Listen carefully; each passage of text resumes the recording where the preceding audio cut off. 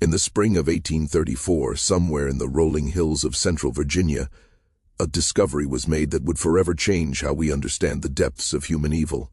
47 children, ages ranging from 6 to 16, were found chained in a basement beneath what appeared to be an ordinary farmhouse.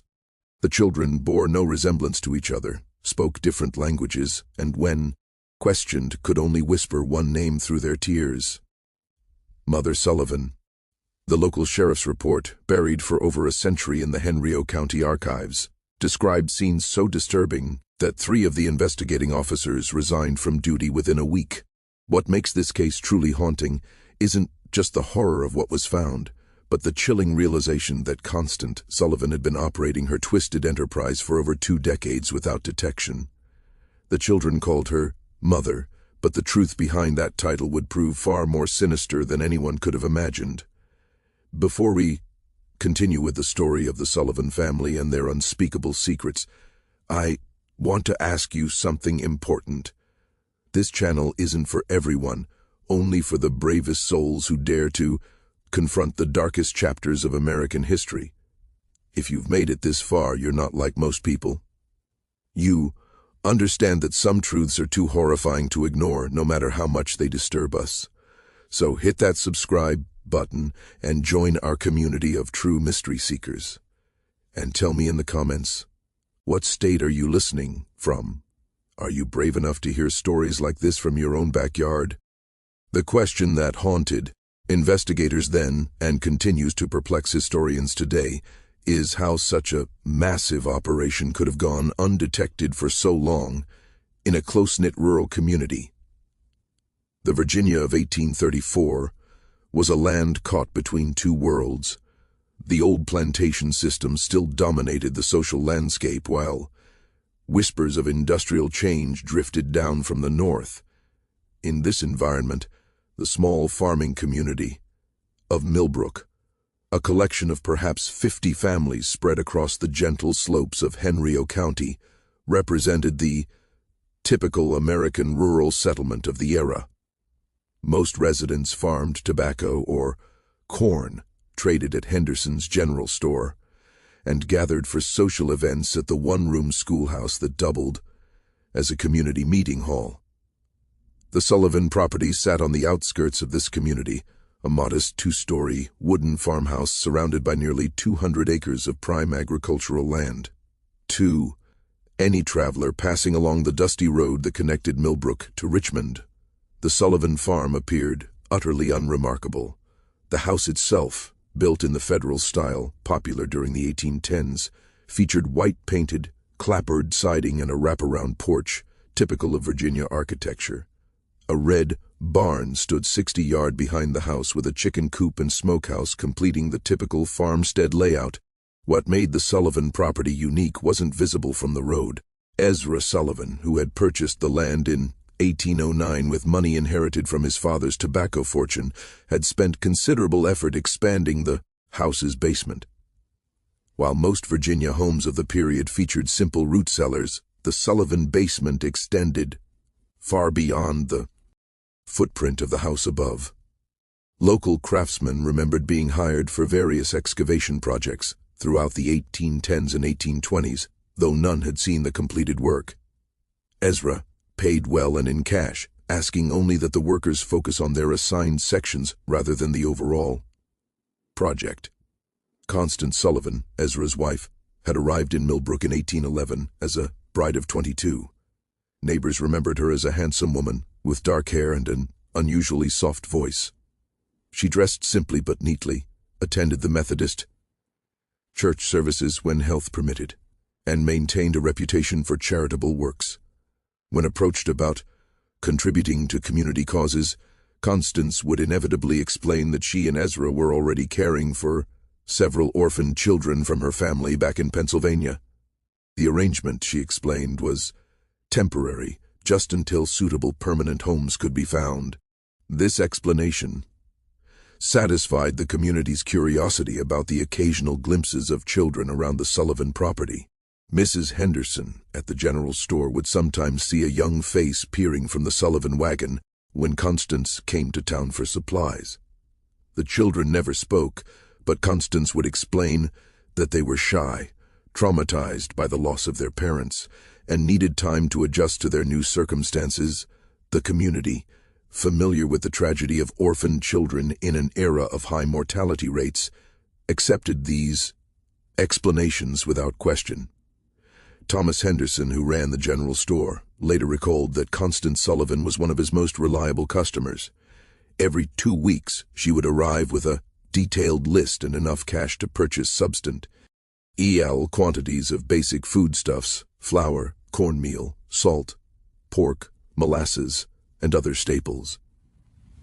The quantities seemed large for a childless couple, but when Thomas mentioned this, Constance would remind him about the orphaned children. She also purchased unusual amounts of basic medicines, explaining that children from poor circumstances often arrived with various ailments that required treatment. The Sullivan farm operated on a schedule that puzzled some neighbors. While most farming families rose with the sun and worked until dusk, activity at the Sullivan property often continued well into the evening. Lights could be seen in the farmhouse windows at unusual hours, and the sound of hammering or construction work sometimes echoed across the fields during the night. When asked about these activities, Ezra would explain that he was making improvements to accommodate the growing number of children in their care. Dr. Marcus Whitfield, the traveling physician who served the Millbrook area, remembered being called to the Sullivan farm on several occasions during the 1820s and early 1830s. Each time he was told that one of the orphaned children had fallen ill and needed medical attention. However, Dr. Whitfield was never permitted to examine the children directly. Instead, Constance would describe the symptoms and request specific medications. When the doctor insisted on seeing his patients, Constance would explain that the children were too frightened of strangers, too traumatized by their experiences to allow examination by unfamiliar men. The deception was so complete that even the local pastor, Reverend Samuel Matthews, believed in the Sullivan family's charitable work. During his occasional visits to the farm, Reverend Matthews would praise Constance and Ezra for their Christian compassion in caring for so many unfortunate children. He offered to help find permanent homes for the orphans, but Constance would always explain that she was already in correspondence with relatives in Pennsylvania, who would eventually take the children. The process, she assured him, simply required patience and careful arrangement. What none of the community members realized was that Constance Sullivan had been perfecting her deception for over 2 decades. The orphaned children were not temporary residents awaiting placement with loving families. They were prisoners, purchased, kidnapped, or lured from their families across multiple states, held in conditions that would make hardened criminals weep with horror. The discovery that would expose the Sullivan family's horrific secrets began with a series of seemingly unrelated incidents in the early months of 1834. February had been unusually harsh, with temperatures dropping well below freezing for weeks at a time. The bitter cold that gripped Virginia that winter would prove to be both a blessing and a curse for the 47 children trapped beneath the Sullivan farmhouse. On February 23, 1834, a traveling merchant named Jacob Stern was making his way from Richmond to Charlottesville when a violent snowstorm forced him to seek shelter. The Sullivan farm, being the closest building visible from the road, seemed like a natural choice for emergency accommodation. Ezra Sullivan, despite his obvious reluctance, could hardly refuse hospitality to a stranded traveler during such dangerous weather. Stern later described the evening as uncomfortably tense. Constance Sullivan served a simple meal of cornbread and salt pork, but conversation was stilted and awkward. The Sullivans seemed nervous, constantly exchanging glances and starting at every sound. When Stern asked about the children he had been told lived on the farm, Constance explained that they were all sleeping and mustn't be disturbed. The children, she said, had been ill with fever and needed their rest. What disturbed Stern most was the sound. Throughout the night, as he lay on a makeshift bed in the Sullivan parlor, he could hear what sounded like muffled crying coming from beneath the floor. When he mentioned this to Ezra the next morning, Sullivan claimed it was probably just wind whistling through gaps in the foundation. The sound was common in old houses, especially during cold weather. Stern accepted this explanation, but something about the Sullivans' manner continued to trouble him. The second incident occurred 3 weeks later on March 15th. Mary Catherine Flynn, a young Irish immigrant traveling with her family to seek work in the tobacco fields around Richmond, became separated from their group during a river crossing. Exhausted and frightened, she made her way to the Sullivan farm. As darkness fell, Constance Sullivan took her in, offering food and shelter for the night. Mary Catherine was never seen alive again. When her family reported her missing to the sheriff in Richmond, they described their last known location and the direction Mary Catherine had been heading. A search party was organized, but the vast expanses of Virginia wilderness made finding a single missing person nearly impossible. The search was called off after a week, and Mary Catherine Flynn was presumed to have died of exposure or been killed by wild animals. The final incident that would lead to the discovery occurred on April 2nd, 1834. A local farmer named William Hutchinson was hunting rabbits in the woods that bordered the Sullivan property when he heard something that stopped him cold. From somewhere near the Sullivan farmhouse came the sound of children screaming. Not the ordinary cries of youngsters at play, but raw, desperate shrieks of pure terror. Hutchinson crept closer to investigate, hiding behind a stand of oak trees about 50 yards from the Sullivan house. For nearly an hour he watched and listened. The screaming continued intermittently, always seeming to come from beneath the house rather than from inside it. At one point he saw Ezra Sullivan emerge from what appeared to be a cellar door on the side of the house. Sullivan looked around nervously, then disappeared back underground. When Hutchinson reported what he had witnessed to his neighbors, opinions were divided. Some suggested that the orphaned children might be more troubled than the Sullivans had indicated, perhaps requiring discipline or medical treatment that could be distressing. Others, however, began to remember odd details that hadn't seemed important before. The unusual amounts of food Constance Sullivan purchased, the strange sounds neighbors occasionally heard at night, the fact that none of the supposed orphans had ever been seen in town or at community gatherings. Sheriff Benjamin Crawford, a veteran lawman who had served Henry County for over 15 years, initially dismissed the concerns as neighborhood gossip. However, when William Hutchins approached him directly and insisted on filing a formal complaint, Crawford agreed to investigate.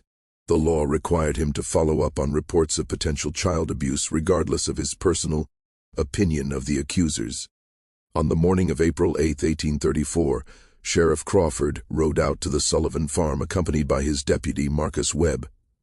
They arrived just after sunrise, expecting to conduct a routine inspection that would put the community rumors to rest. Constance Sullivan met them at the door, her manner calm and welcoming. She invited the officers inside for coffee and expressed concern about the gossip circulating in the community.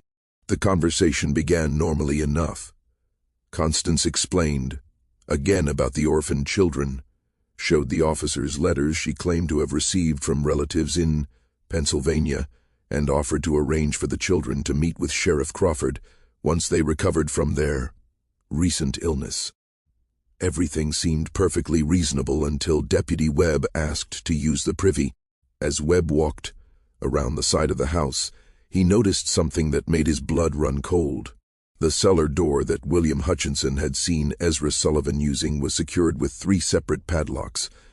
Heavy chains wrapped around the door handles, and the wood around the locks showed signs of desperate clawing, as if someone had tried to scratch their way out from the inside. When Webb returned to the house and quietly informed Sheriff Crawford about what he had observed, both men knew they were dealing with something far more serious than community gossip.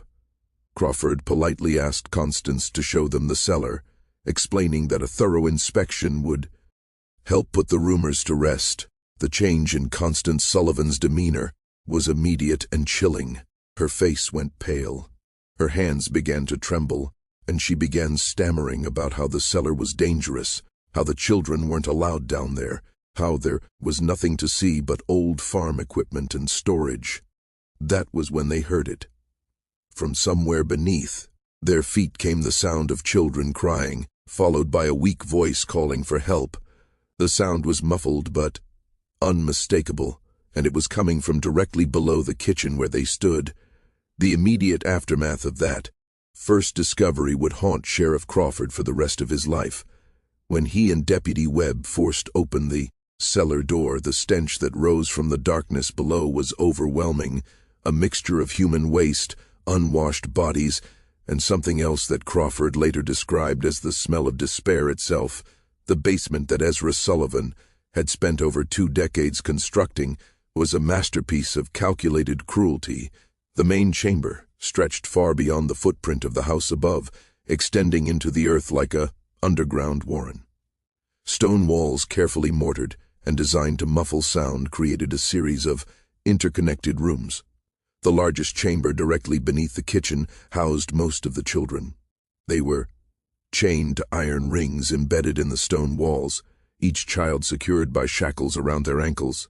The chains were long enough to allow movement within a small area but prevented any possibility of escape.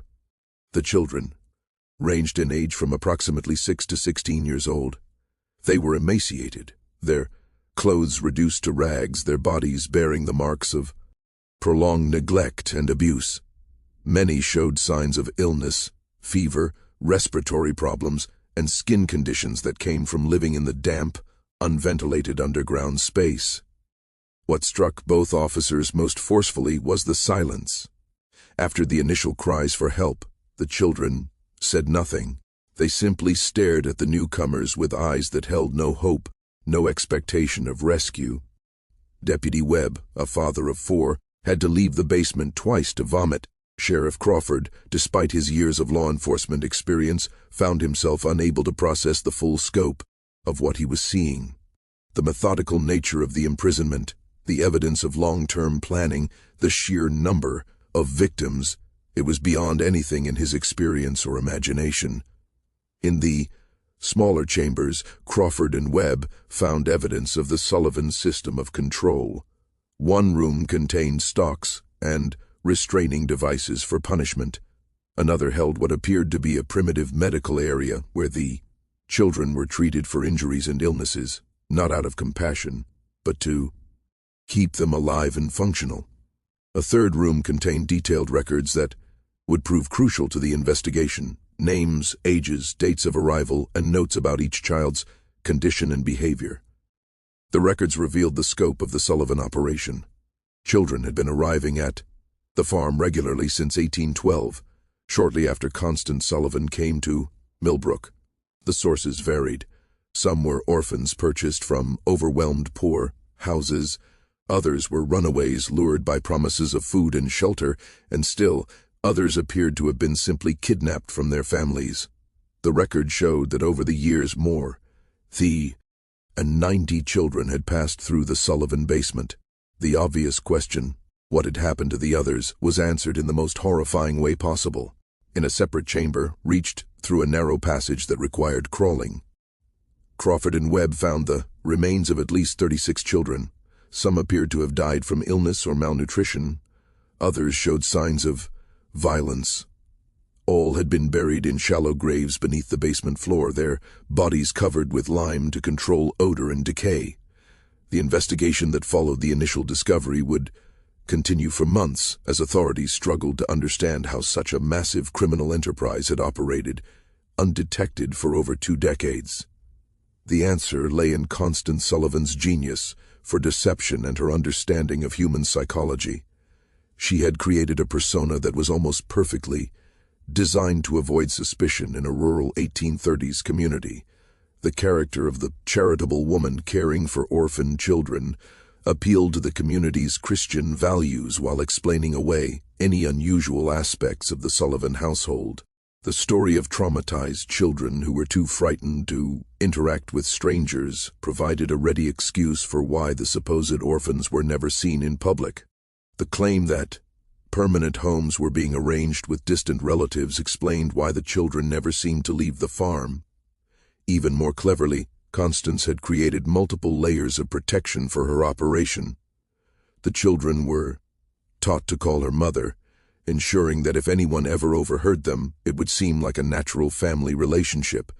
The few times children had been glimpsed by outsiders, they had been carefully coached to remain silent and appear shy, rather than terrified. The substantial food purchases were explained by the presence of multiple children, while the medical supplies were justified by the supposed poor health of orphaned youngsters. The physical setup of the operation was equally well planned. The basement construction had been spread over many years with different workers handling different aspects of the project. No single craftsman had seen the complete layout or understood the true purpose of the modifications. The soundproofing was effective enough that even close neighbors rarely heard anything suspicious, and when they did, the sounds could be explained as ordinary farm activities or the normal noise of children playing. Perhaps most disturbing was the psychological control system that Constance had developed. The children were told that they had been abandoned by their families, that no one was looking for them, and that the outside world was dangerous and hostile. Those who behaved properly were given slightly better food and living conditions. Those who caused trouble were subjected to punishments that served as examples to the others. Over time, most of the children accepted their captivity as simply the way their lives were meant to be. The community's reaction to the discovery was one of complete shock and disbelief.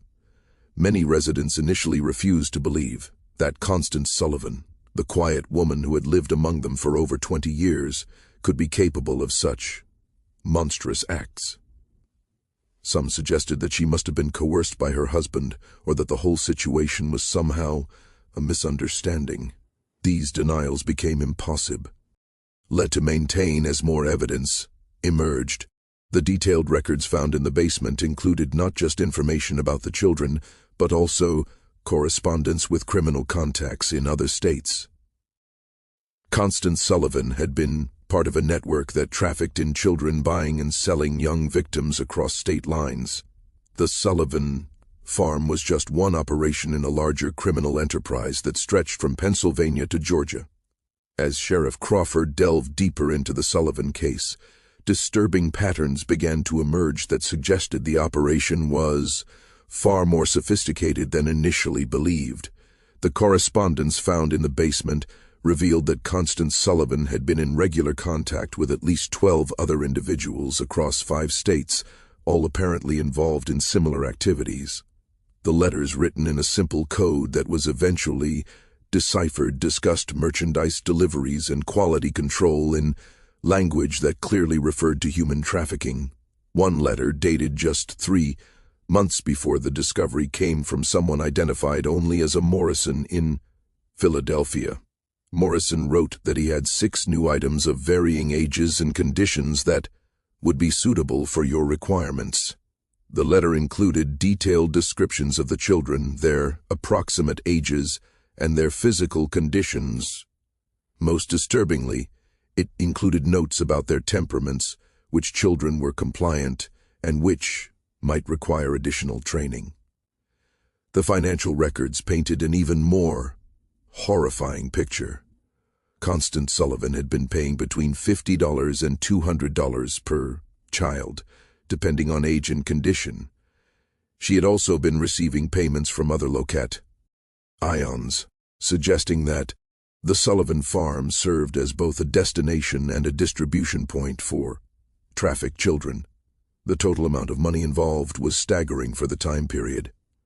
Over $8,000 in transactions, over 2 decades, equivalent to several hundred $0,000 in modern currency.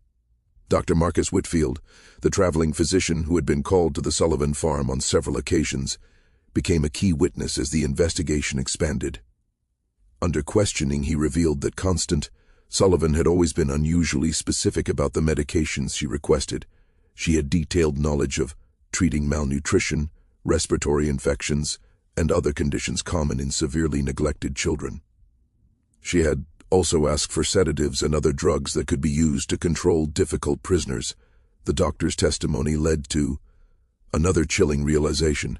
Constance Sullivan had been systematically studying how to keep large numbers of children alive under conditions of extreme deprivation.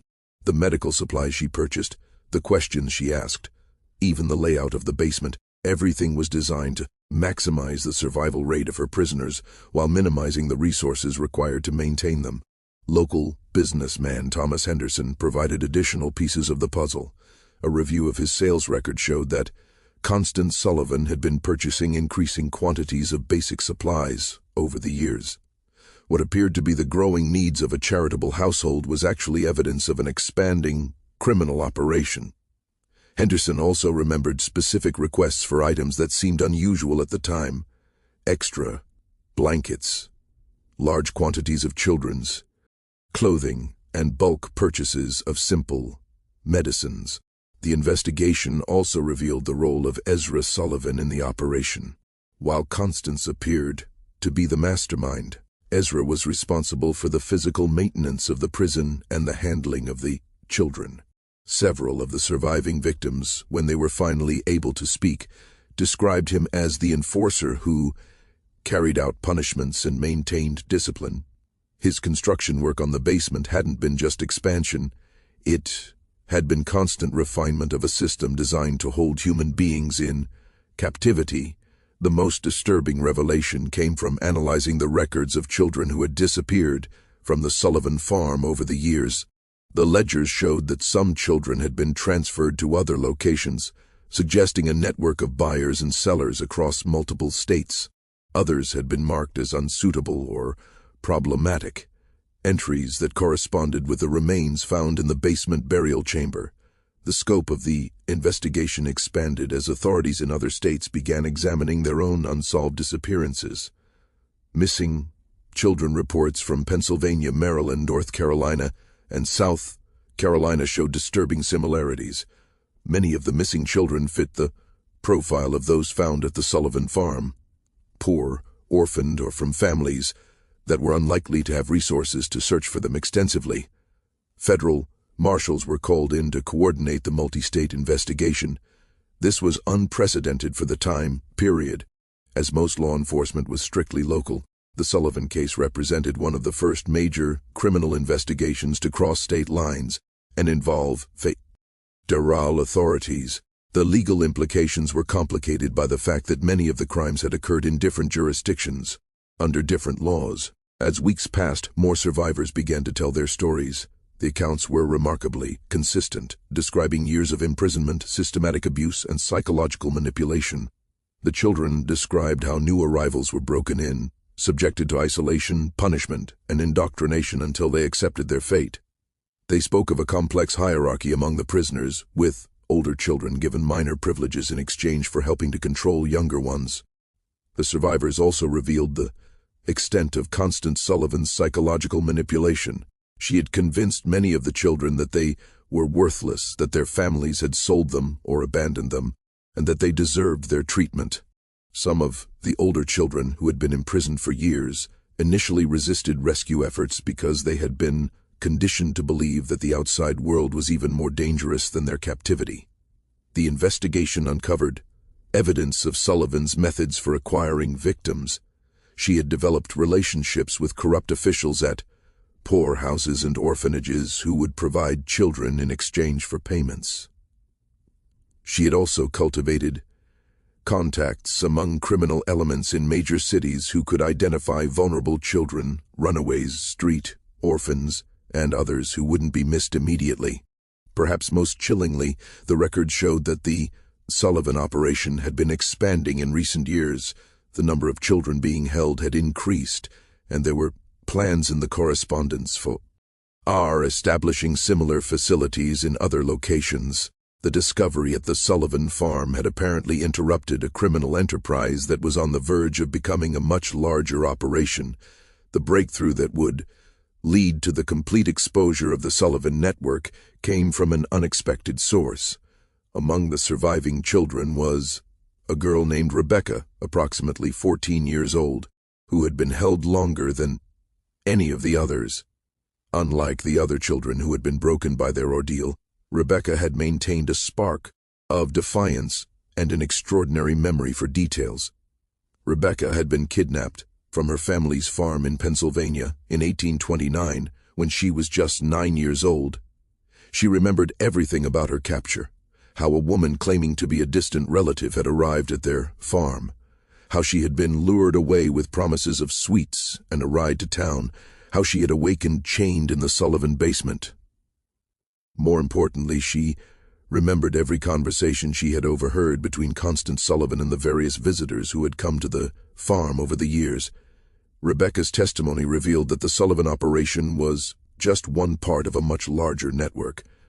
She had heard Constance discussing other farms, other locations where children were being held. She remembered names, dates, and details about shipments of children being moved between different facilities. Her information provided law enforcement with their first comprehensive picture of the scope of the criminal enterprise. The most significant revelation came when Rebecca described a visit that had occurred just 2 weeks before the discovery. A well-dressed man had arrived at the farm in an expensive carriage accompanied by 2 other men. Rebecca had been selected, along with 3 other children, to be inspected by the visitors. The man had examined them carefully, checking their teeth, their muscle tone, and their general health like a buyer evaluating livestock. The visitor had ultimately decided not to purchase any of the children, complaining that they were too damaged for his purposes. However, he had left behind a letter containing detailed specifications for the type of children he wanted to purchase. The letter, which was found among Constance Sullivan's papers, described requirements for children of specific ages, physical characteristics, and temperaments. The language was cold and businesslike, discussing human beings as commodities to be bought and sold. The letter was signed H. Blackwood and included a return address in Charleston, South Carolina. When authorities investigated, they discovered that Henry Blackwood was a wealthy plantation owner who had been purchasing children for years, ostensibly as household servants, but actually for purposes that the investigation would reveal to be even more sinister than the Sullivan operation. The Blackwood connection opened up an entirely new dimension of the case. Southern plantation owners, it appeared, had been using the child trafficking network to acquire workers who would be completely under their control. Unlike enslaved people who had some legal protections and whose disappearance might be noticed, trafficked children could be worked to death with no legal consequences. They had no families to search for them, no legal status to protect them, and no hope of escape.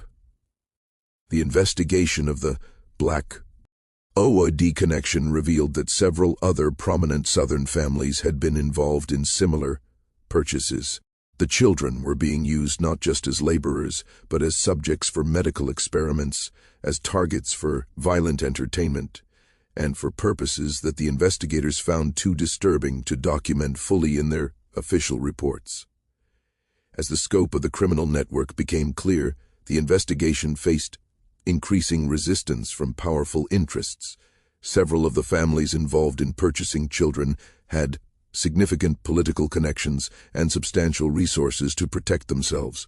Threats began to be made against investigators, witnesses, and even the surviving children. Sheriff Crawford received anonymous letters warning him to drop the investigation. Deputy Webb was attacked by unknown assailants while walking home from work. Dr. Whitfield found his medical practice suddenly boycotted by several prominent patients. The pressure was clearly designed to intimidate law enforcement and prevent the full extent of the network from being exposed. The situation became even more dangerous when one of the surviving children, a boy named Timothy, who had been providing crucial testimony, disappeared from the temporary shelter where he was being housed. A search was conducted, but Timothy was never found. The message was clear. Those who cooperated with the investigation would face severe consequences. Despite the intimidation, the investigation continued. Federal marshals provided additional security for key witnesses and investigators. The surviving children were moved to more secure locations and armed guards were posted at the Sullivan farm to protect physical evidence.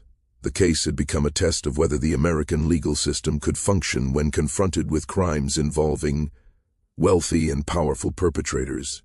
The pressure reached its peak when Constance Sullivan herself was found dead in her jail cell. The official cause of death was listed as suicide, but the circumstances were suspicious. Sullivan had been scheduled to testify about the full extent of the criminal network, including the names of all her contacts and customers. Her death eliminated the investigation's most important witness and source of information about the broader conspiracy. The mysterious death of Constance Sullivan sent shockwaves through the investigation team. If powerful interests were willing to eliminate key witnesses, no one involved in the case was safe.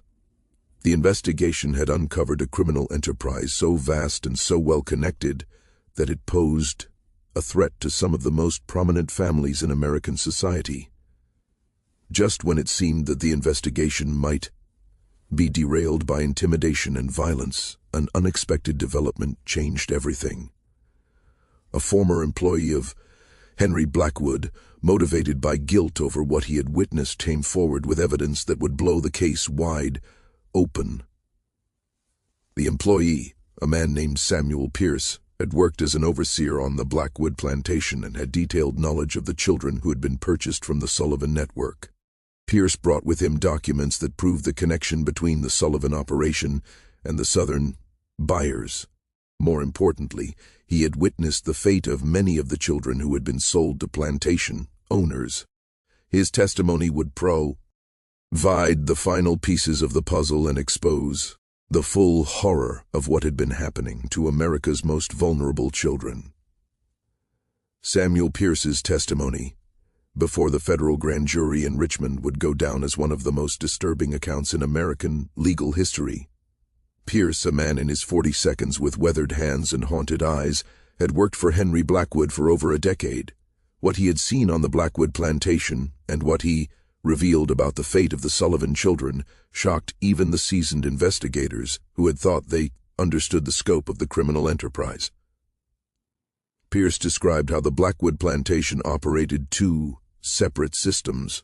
The main plantation used enslaved labor for cotton production, operating under the typical, though brutal, economic model of Southern agriculture.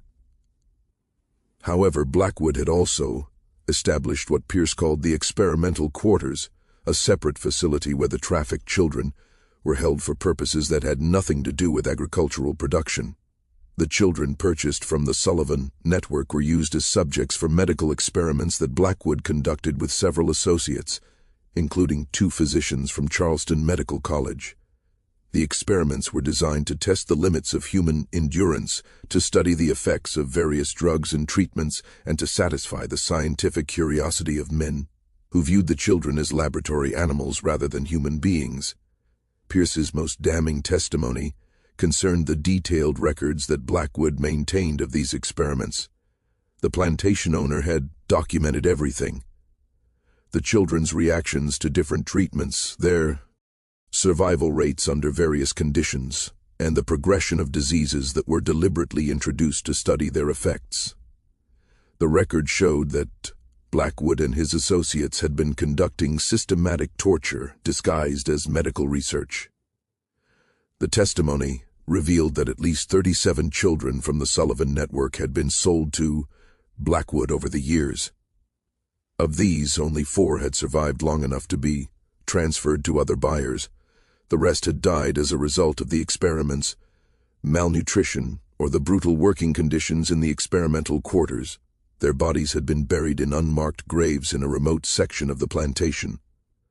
Pierce also provided information about the broader network of buyers. He had been present at meetings where Blackwood discussed purchases with other plantation owners, wealthy businessmen, and even some politicians. The conversations he overheard revealed that the trafficking network extended far beyond what investigators had imagined.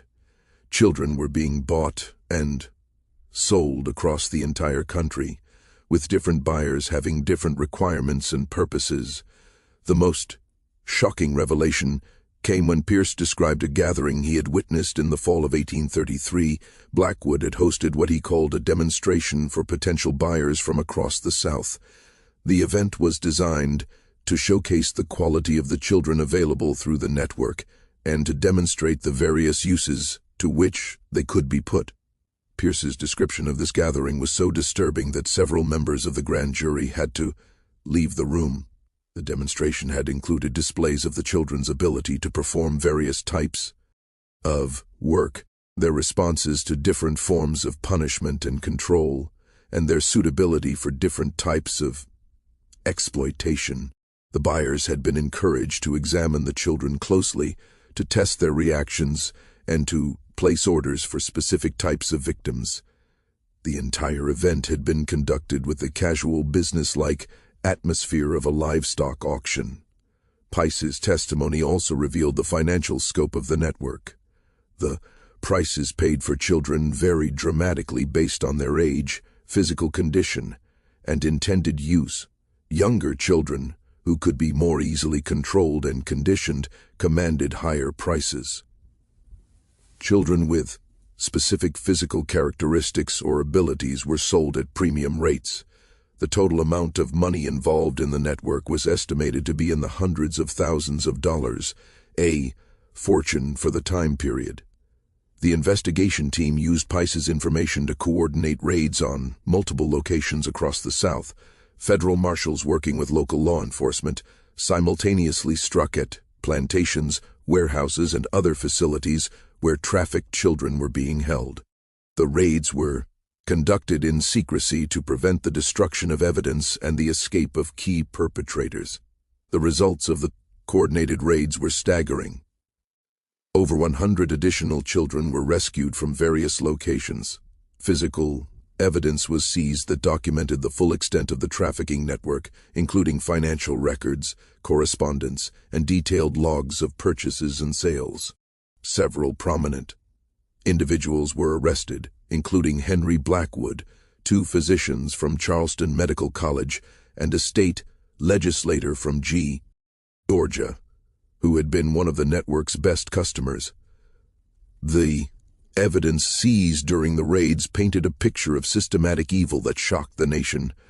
The trafficking network had been operating for over 30 years, had involved dozens of major buyers and sellers, and had victimized hundreds of children.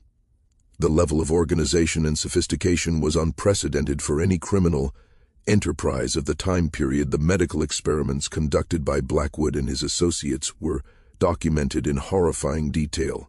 The records showed that the experimenters had deliberately infected children with diseases to study their progression, had tested various poisons and toxins, and had conducted surgical procedures without anesthesia or proper medical training. The children had been treated as disposable research subjects, their lives valued only for the scientific knowledge that could be extracted from their suffering. The investigation also revealed the corruption that had made the network possible. Officials at orphanages, poorhouses, and local governments had been bribed to provide children or to ignore their disappearances. Judges had been paid to declare children abandoned or to approve adoptions that were actually sales. Even some law enforcement officials had been involved in covering up evidence and intimidating witnesses. The legal proceedings that followed would drag on for years as prosecutors struggled to bring justice to victims of crimes that had occurred across multiple states and jurisdictions. The complexity of the case, combined with the wealth and political connections of many of the defendants, made prosecution extremely difficult. Several key defendants, aped conviction on technical grounds or through the influence of powerful allies. However, the public exposure of the trafficking network had profound effects that extended far beyond the legal proceedings. The Sullivan case became a catalyst for the first federal legislation addressing child trafficking and abuse. It led to reforms in the oversight of orphanages and poorhouses, and to the establishment of new legal protections for vulnerable children. The final resolution of the Sullivan case would take nearly 5 years to complete, but its impact on American society was immediate and profound. The public reaction to the revelations was one of horrified fascination mixed with a determination to prevent such atrocities from happening again. Newspapers across the country covered the story in unprecedented detail, with many publications dedicating entire issues to the investigation's findings. The surviving children faced a long and difficult path to recovery. Most had been held for years and had no memory of life before their captivity. The 47 children rescued from the Sullivan basement required extensive medical treatment, psychological care, and patient work to help them readjust to normal human interaction. Many never fully recovered from their ordeal, carrying physical and emotional scars for the rest of their lives. Rebecca, the 14-year-old girl whose testimony had been crucial to exposing the broader network, became something of a celebrity as news of her courage spread. However, the attention proved overwhelming for someone who had endured such trauma.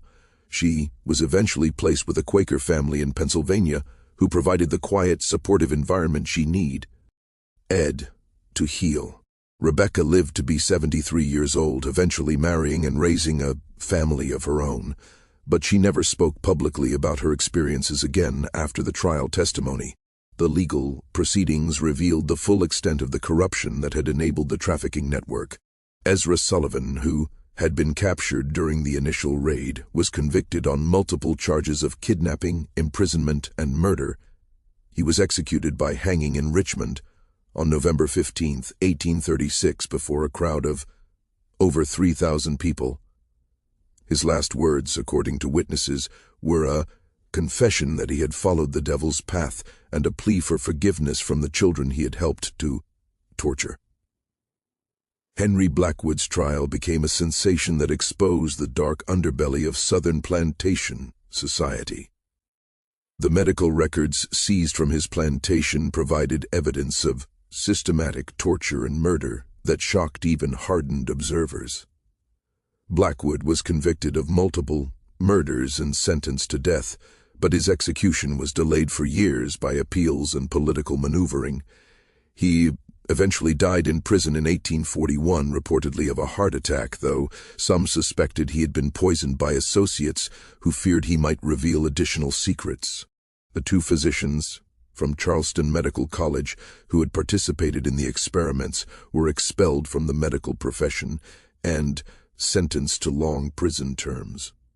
Their cases led to new regulations governing medical research and the treatment of human subjects. The medical college itself faced a scandal that nearly resulted in its closure as investigators revealed that several other faculty members had knowledge of the illegal experiment, NTS, but had failed to report them. The investigation's most frustrating aspect was the number of powerful individuals who escaped justice, despite clear evidence of their involvement. Several wealthy plantation owners fled to Europe before they could be arrested. Others used their political connections to avoid prosecution or to receive minimal sentences that didn't reflect the severity of their crimes. A state legislator from Georgia, who had been one of the network's major customers, was censured by his legislature but never faced criminal charges. The financial investigation revealed that the trafficking network had generated enormous profits for its organizers. Constance Sullivan alone had accumulated over $12,000 in profits over her 20-year operation, a sum equivalent to several hundred $0,000 in modern currency. Much of this money was never recovered, as it had been invested in legitimate businesses or hidden in accounts that investigators couldn't trace. The Sullivan farm itself became a symbol of the horrors that had been uncovered. The property was seized by the government and eventually sold at auction, but no one wanted to live in a place associated with such evil. The house was demolished in 1845, and the basement was filled with concrete and sealed permanently. A small cemetery was established on the site to memorialize the children who had died there, though most of their names were never known. The case led to significant reforms in child welfare and protection. Virginia passed the first comprehensive child protection laws in American history, establishing government oversight of orphanages and requiring background checks for anyone seeking to adopt or care for large numbers of children. Other states quickly followed with similar legislation, creating the foundation for modern child welfare systems. The federal government also responded with new laws addressing interstate crimes and human trafficking. The Sullivan case had demonstrated the limitations of state-by-state law enforcement when dealing with crimes that crossed jurisdictional boundaries. New federal statutes gave marshals expanded authority to investigate and prosecute trafficking cases, establishing precedents that would prove crucial in later criminal justice developments. Perhaps most importantly, the case changed public awareness about the vulnerability of children and the need for systematic protection. The romantic notion of the charitable individual caring for orphaned children was replaced by a more realistic understanding of the need for institutional oversight and legal safeguards. The phrase, "another Sullivan case," entered common usage as a warning about the potential for abuse in situations involving vulnerable children. Dr. Marcus Whitfield, the physician who had unknowingly enabled the Sullivan operation through his medical consultations, dedicated the rest of his career to child welfare. He established free clinics specifically for orphaned and abandoned children and became an advocate for reforms in medical practice that would prevent physicians from being manipulated by criminals. His later writings on medical ethics were influenced heavily by his experience with the Sullivan case. Sheriff Benjamin Crawford, who had led the initial investigation, was promoted to federal marshal and spent the rest of his career pursuing similar cases. He became one of the first law enforcement officials to specialize in crimes against children, developing investigative techniques and procedures that would be used for decades. Crawford's detailed reports on the Sullivan case became required reading for law enforcement officers across the country.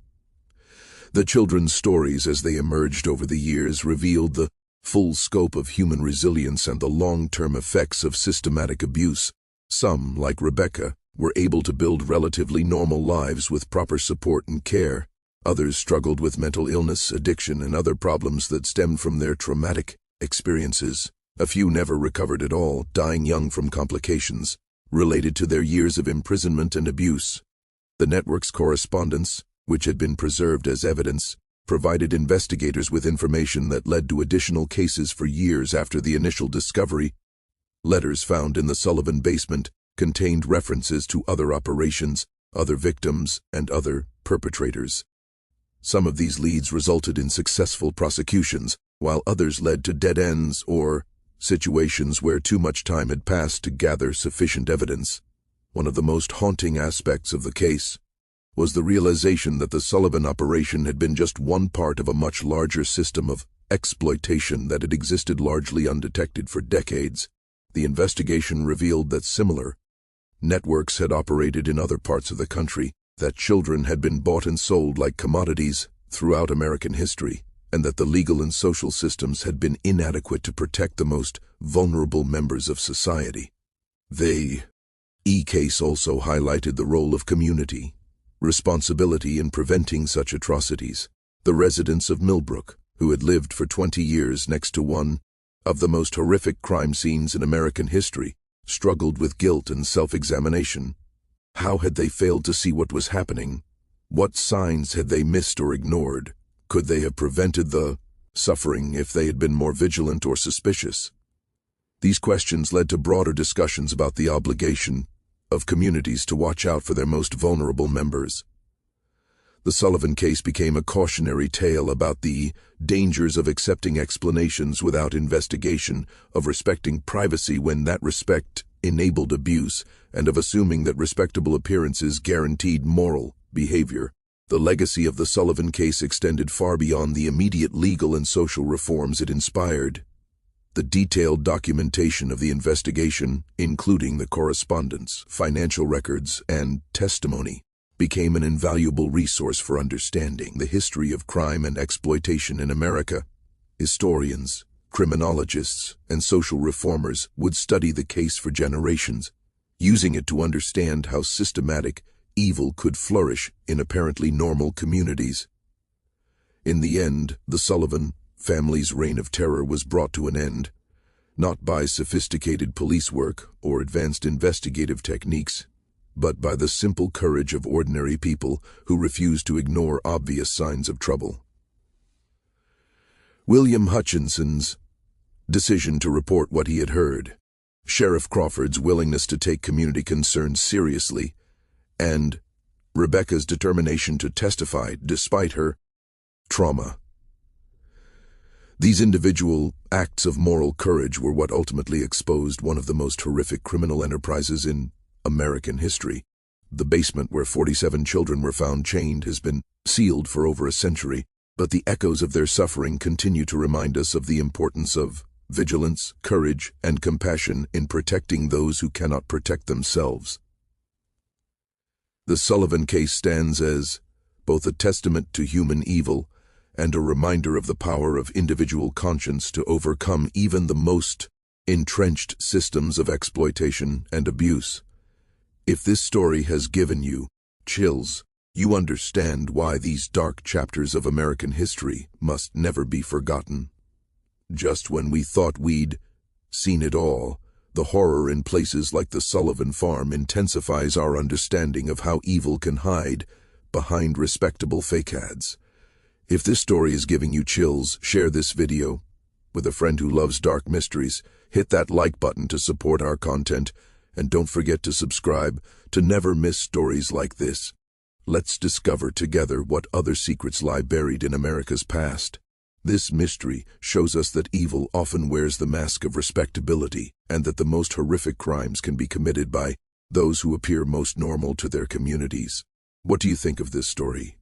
Do you believe everything was revealed, or are there still secrets buried in the Virginia hills? Leave your comment below. If you enjoyed this tale and want more horror stories like this, subscribe Buried Truths, hit the notification bell, and share with someone who loves mysteries. The darkness of American history has many more secrets to reveal, and we'll be here to uncover them all. See you in the next video. The